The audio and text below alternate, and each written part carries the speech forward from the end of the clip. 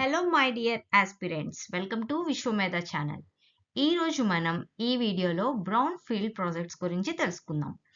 మనం న్యూస్లో తరచుగా green field project, brown field project అని వింటూనే ఉంటాం. గ్రీన్ ఫీల్డ్ ఎయిర్పోర్ట్ అని.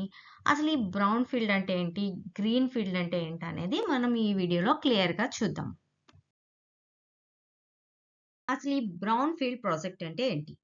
బ్రౌన్ ఫీల్డ్ ప్రాజెక్ట్ అంటే ఇప్పటికే అభివృద్ధి చేయబడిన ల్యాండ్ని తీసుకుంటారనమాట ప్రాజెక్ట్ చేయడం కోసం. లేదా తక్కువగా వాడుతున్న భూమి కానీ, వాడకుండా వదిలేసిన భూమి కానీ తీసుకుని అక్కడ ప్రాజెక్ట్స్ని డెవలప్ చేస్తారనమాట. వీటిని బ్రౌన్ ఫీల్డ్ ప్రాజెక్ట్స్ అని అంటారు. ఇది ఆల్రెడీ అక్కడ ఉన్న ఇన్ఫ్రాస్ట్రక్చర్ని యూజ్ చేసుకుంటుందన్నమాట. ఇవి పారిశ్రామికంగా కానీ, వాణిజ్యపరంగా కానీ, ఆల్రెడీ నివాస పరంగా కానీ, ఏ విధంగా అయినా సరే ఇంతకు ముందు ఆల్రెడీ వాడబడిన స్థలాలన్నమాట.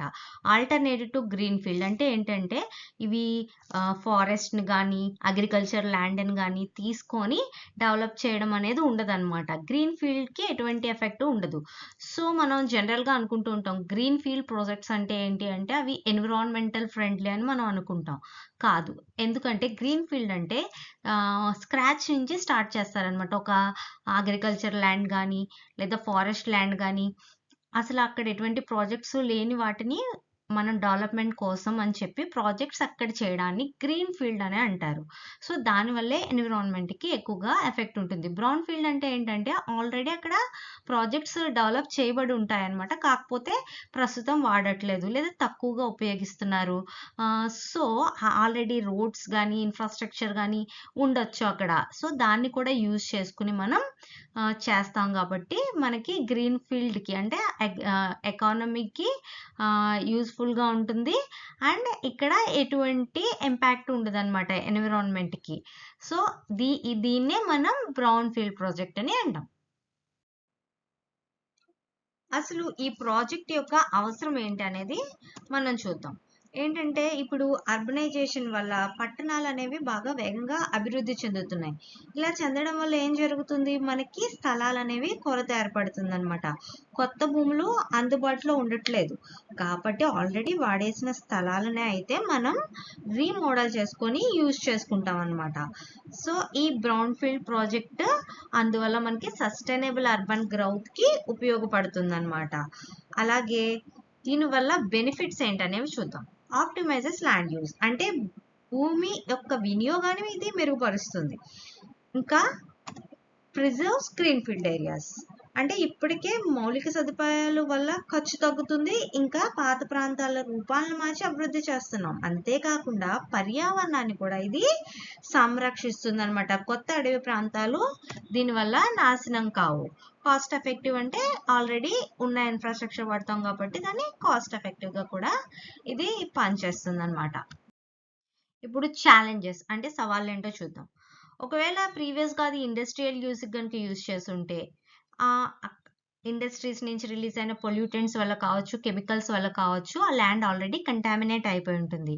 ఆ పొల్యూటెంట్స్ ఏమైతే ఉన్నాయి, ఆ ల్యాండ్ కొత్త ప్రాజెక్ట్కి అనువా కాదా అనేది తెలుసుకోవడం కోసం ఎన్విరాన్మెంటల్ ఎక్స్పర్ట్స్ యొక్క సలహాలు కూడా కావాలి. కాబట్టి పర్యావరణ నిపుణుల సహకారంతో వీళ్ళు చేయాలి. అంతేకాకుండా దీనికి ఖర్చు పెరుగుతుంది, ఇంకా టైం అనేది కూడా పడుతుంది అనమాట. సో ఇలాంటి సవాల్ని ఎదుర్కోవాల్సి ఉంటుంది.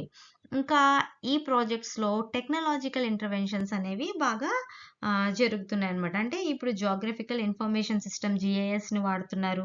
అండ్ BIM బిల్డింగ్ ఇన్ఫర్మేషన్ మోడలింగ్ని వాడుతున్నారు. ఇవి వాడడం వల్ల ఆ స్థలం యొక్క విశ్లేషణ బాగా తెలుస్తుంది అనమాట. అంటే అది పొల్యూట్ అయ్యిందా, కంటామినేట్ అయ్యిందా అనేది ఈజీగా తెలుసుకోవడానికి టెక్నాలజీ అనేది ఉపయోగపడుతుంది అనమాట. ఫైనాన్షియల్ ఆస్పెక్ట్స్ ఏంటో చూద్దాం. ఈ భూమి కొనుగోలు చేయడం కోసం కొంత ఖర్చు అవుతుంది. ఇంకా దాన్ని క్లీన్ చేయడం కోసం కూడా ఖర్చు అనేది అవుతుందన్నమాట. అంతేకాకుండా అక్కడ మార్కెట్ డిమాండ్ ఎలా ఉంది, అంటే అవకాశాలు అవి ఎలా ఉన్నాయి అక్కడ అనేవి కూడా చూసుకొని ఆ ప్రాజెక్ట్ అనేది స్టార్ట్ చేయాల్సి ఉంటుంది. ఇంకా స్టేక్ హోల్డర్ ఎంగేజ్మెంట్ అంటే అక్కడ గవర్నమెంట్ కానీ, లోకల్ కమ్యూనిటీ కానీ, ప్రైవేట్ డీలర్స్, డెవలపర్స్ వీళ్ళందరి మధ్య ఒక సమన్వయం అనేది ఉండడం చాలా అవసరం అనమాట. అంతేకాకుండా గవర్నమెంట్ ప్రోత్సాహకాలు ఇస్తూ ఉంటుంది కదా, అలా ఇవ్వడం వల్ల కూడా వీళ్ళకి ఫైనాన్షియల్‌గా హెల్ప్ అవుతూ ఉంటుందన్నమాట. ఆ ప్రాజెక్ట్ చేసే వాళ్ళకి. అంతేకాకుండా ప్రజలు అక్కడ ఉండే చుట్టుపక్కల ప్రజలతో ముందుగానే సంప్రదించడం అనేది చాలా ఇంపార్టెంట్. అప్పుడే వాళ్ళకి ఏం చేసినా స్మూతర్‌గా అన్నీ జరుగుతాయన్నమాట. ఇప్పుడు ఈ బ్రౌన్‌ఫీల్డ్ ప్రాజెక్ట్స్‌కి కొన్ని ఎగ్జాంపుల్స్ అనేవి మనం చూద్దాం. వర్లీ అండ్ పరేల్ ముంబైలో ఇది చేశారు. అంటే పాత మిల్లు ప్రాంతాలు తీసుకొని ఆధునిక నగర ప్రాంతాలుగా చేయడం అనేది జరిగిందనమాట. ఈ బ్రౌన్ ఫీల్డ్ ప్రాజెక్ట్‌లో భాగంగా. అంతేకాకుండా మహీంద్ర విస్తా కాందివలిలో ఈ మహీంద్ర విస్తా అనేది ఒక ప్రాజెక్ట్ అనమాట. పాత పారిశ్రామిక స్థలాన్ని తీసుకుని కొత్త నివాస ప్రాజెక్ట్‌గా చేశారనమాట. సస్టైనబుల్ టౌన్‌షిప్‌గా చేశారు. దీన్నే మహీంద్ర విస్తా అన్నారు. ఇది కూడా ఒక బ్రౌన్‌ఫీల్డ్ ప్రాజెక్ట్ అనమాట.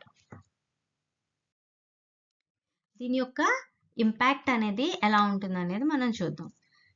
ఈ ప్రాజెక్ట్ వల్ల అర్బన్ డెవలప్మెంట్ అనేది జరుగుతుందనమాట. పట్టణ పునరుద్ధరణ అనేది ఈ ప్రాజెక్ట్స్ సపోర్ట్ చేస్తాయి. ఇంకా జనరల్‌గా ప్రాజెక్ట్స్ అని వస్తూ ఉండడం వల్ల ఆటోమేటిక్‌గా ఎంప్లాయ్మెంట్ అనేది క్రియేట్ అవుతుంది.